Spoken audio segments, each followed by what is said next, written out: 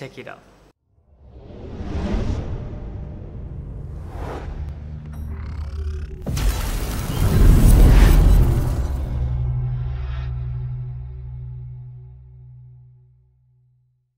Assalamualaikum warahmatullahi wabarakatuh dan salam sejahtera. Baik, pada hari ini saya ingin berkongsikan tentang buku yang saya pegang ini, iaitu buku yang bertajuk Nasionalisme Longkang. Sebuah buku hasil pengumpulan artikel-artikel dan penulisan oleh saudara Hadri Shah dan kemudiannya diterbitkan pada April 2017. Sebelum itu, sebelum kita lanjutkan sesi perkongsian kita, saya ingin berkongsikan apa yang sebenarnya dimaksudkan dengan nasionalisme. Pada dasarnya ia merupakan satu ideologi ataupun satu kefahaman yang meletakkan bangsa dan negara itu di tempat yang tinggi melebihi segala-galanya.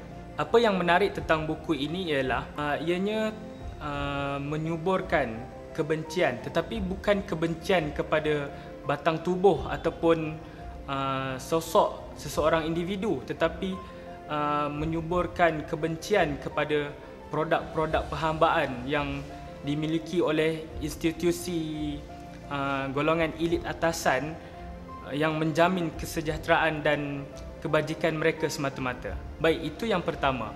Yang kedua, ianya bukan sahaja menyuburkan kebencian kepada produk-produk perhambaan yang saya sebutkan tadi, tetapi ianya juga mencabar ataupun membakar semangat pembaca akibat daripada kelesuan setelah kita disibukkan untuk melayani aturan hidup yang menjamin kesejahteraan golongan elit atasan ini. Satu persoalan yang menarik apabila saya membaca buku ini, kita lihat bagaimana rakyat Malaysia, tidak kira Melayu, Cina, India maupun Sabah dan Sarawak, boleh duduk bersatu dan bersorak ketika menonton perlawanan badminton di antara Datuk Lee Chong Wei dan Lin Dan misalnya.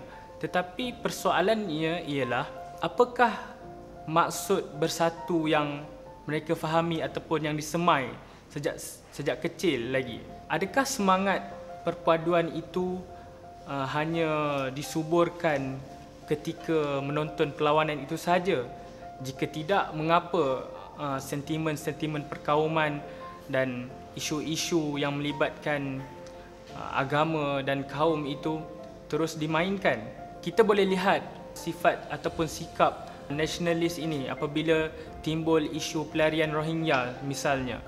Kadang-kadang sikap dan perkataan yang dikeluarkan oleh mereka itu tidak menggambarkan mereka mempunyai sifat berperi kemanusiaan sesama insan. Apabila kita dihimpitkan dengan isu-isu kos sara hidup dan kesenjangan ekonomi negara yang semakin membimbangkan, pada saat itulah pihak pemerintah mengambil kesempatan dengan menyamankan pemikiran masyarakat untuk kita bersyukur terhadap nikmat yang sedia ada, kemudiannya wujud hujah dan dalil-dalil agama yang kononnya agama itu tidak meredai pemberontakan dan sebagainya. Tapi persoalannya ialah, adakah itu sebenarnya yang disarankan oleh agama? Baik, yang terakhir sekali, saya ingin berkongsikan tentang kata-kata hikmah oleh seorang ahli falsafah daripada Rusia, iaitu Mikhail Bakunin. Dia tidak mengatakan bahawa golongan elit pada zamannya itu tidak patriotik. Sebaliknya, mereka sendiri mempunyai sifat ataupun sikap terhadap patriotisme itu sendiri, tetapi konteks ataupun kerangka yang difahami mereka itu sangat sempit. Hanya semata-mata berpaksikan kepada kebajikan utama mereka sahaja. Bahkan mereka beranggapan bahawa semangat cintaan akan negara yang difahami ataupun ditelusuri pada zaman itu hanya semata-mata berpaksikan kepada hak-hak kenegaraan yang kononnya membawa keamanan terhadap sosial, politik dan ekonomi mereka semata-mata. Terima kasih saya ucapkan kepada Mahasiswa Keadilan Malaysia dan pihak Entam TV atas penghasilan dan platform yang diberikan.